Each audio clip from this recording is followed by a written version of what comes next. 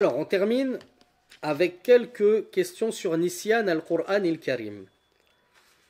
Est-ce que c'est grave, est-ce que c'est péché d'oublier le Qur'an? Est-ce que vous n'avez jamais entendu certains qui vous ont dit, qui vous ont détourné de l'apprentissage du Qur'an en vous disant si c'est pour apprendre le Qur'an et puis ensuite l'oublier parce que tu le révises pas fréquemment, il vaut mieux que tu l'apprennes pas du tout. Parce que celui qui apprend le Coran et qui l'oublie, c'est péché, il est pécheur.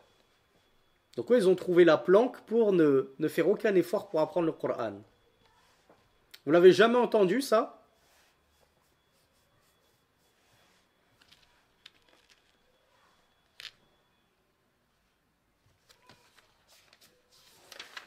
On avait, Cheikh Ibn Baz, il nous a fait une fatwa autour du fait d'oublier le Coran. Donc il nous a invité à le lire abondamment. Plus tu vas le réviser, moins tu l'oublieras.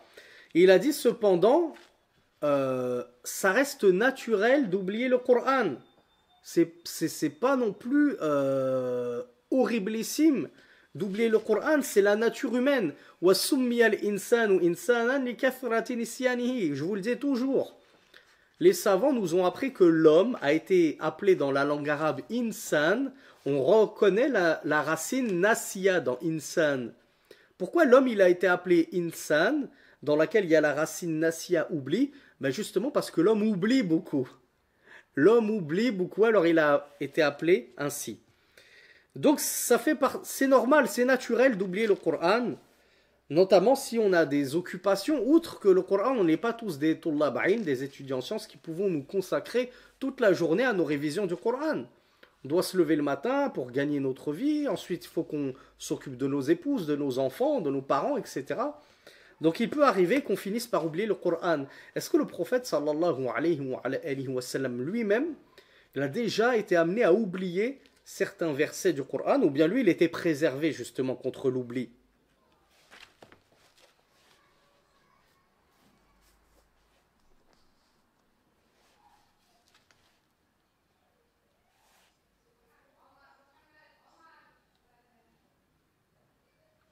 Alors on lui a fait oublier. On lui a fait oublier le Coran.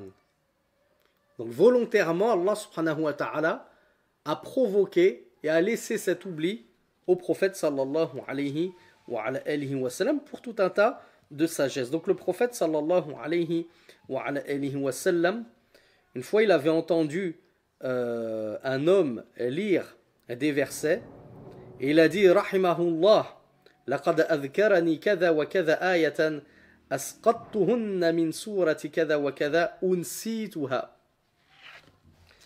Qu'Allah lui fasse miséricorde en parlant de cet homme qui avait lu tel et tel verset.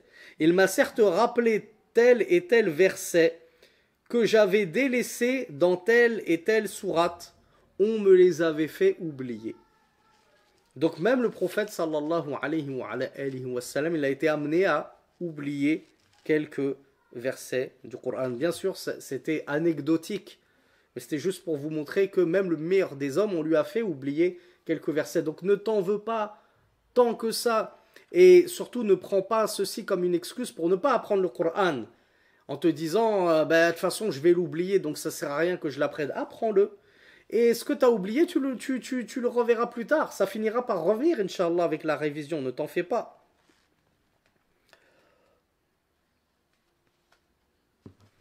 Et le prophète à ce sujet, sallallahu alayhi wa sallam, avait dit La yaqul ahadukum nusitu la yaqulu ahadukum nasitu ayata kayta wa kayta bal huwa nussiya yani ansahu shaytan.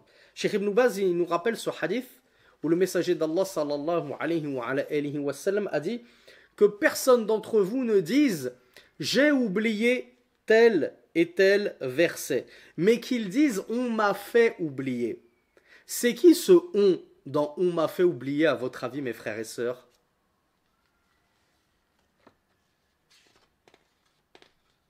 Alors j'ai eu les deux réponses auxquelles je m'attendais, Allah et Shaitan. Ibn Baz il nous dit c'est Shaitan. Il nous dit c'est Shaitan qui te fait oublier le Coran. À ton avis, comment il te fait oublier le Coran, le Shaitan?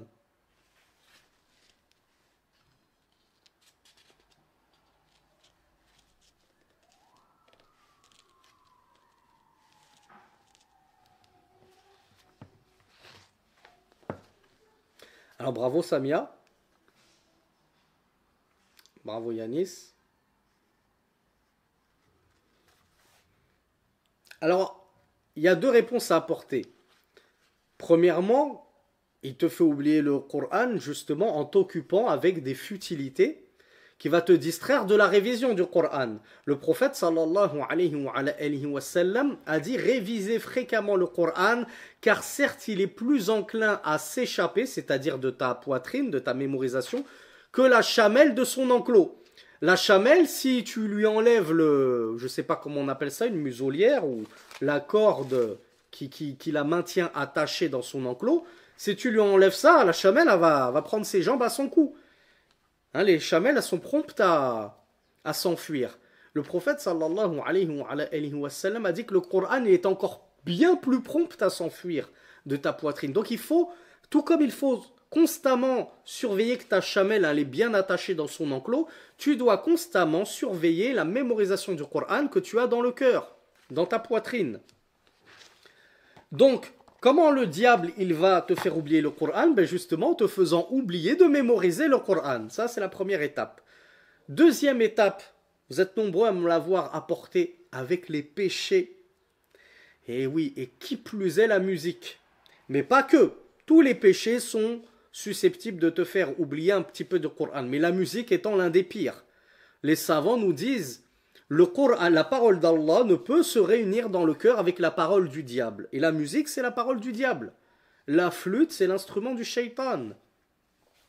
Donc, si tu écoutes beaucoup de musique, quelle qu'elle soit, ça change rien que ce soit du rap, du R&B ou du Mozart ou quoi que ce soit. À partir du moment où tu écoutes des instruments de musique, tu peux être sûr que ça va avoir une incidence très néfaste sur ton cœur, sur ta foi, de manière générale, et sur ta mémorisation du Coran de manière toute particulière.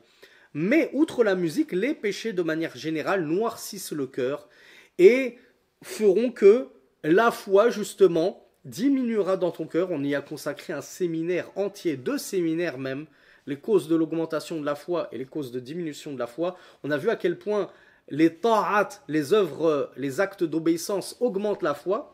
Et à quel point les transgressions, les actes de désobéissance et les péchés diminuent la foi. Donc le shaitan, il va te pousser à faire des actes de désobéissance, à transgresser, à tomber dans les péchés, afin que tu chutes en foi et que ce Coran finisse par disparaître de ta poitrine. Donc on demande à Allah subhanahu wa ta'ala qu'il nous préserve de tomber aussi bas dans le péché au point qu'Allah azza wa jal, au point que Allah subhanahu wa ta'ala nous prive de ce bienfait immense qu'est la mémorisation du Coran. هذا والله أعلم وصلى اللهم على نبينا محمد سبحانك اللهم وبحمدك أشهد أن لا إله إلا أنت أستغفرك وأتوب إليك والسلام عليكم ورحمة الله وبركاته. Bon appétit à tous et à demain, Inch'Allah Ta'ala.